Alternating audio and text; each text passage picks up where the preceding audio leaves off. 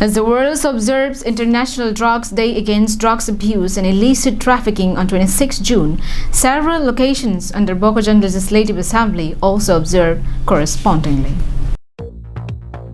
On the occasion of International Day against drugs abuse and illicit trafficking, Bharatiya Janata Yuva Morcha (BJYM) organized awareness rally at Balipathar under Sarupathar constituency.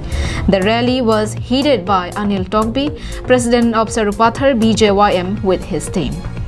It is informed that earlier market area was the focal point of drug users, but today it had extended and can be frequently seen in villages. The number of drug users are rising rapidly.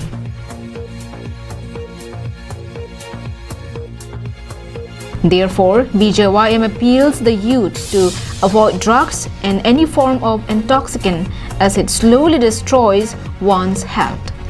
The purpose of the rally was to make aware the citizens on how drugs can destroy and slowly kill us. Also to aware the citizens over illicit trafficking of children from rural areas.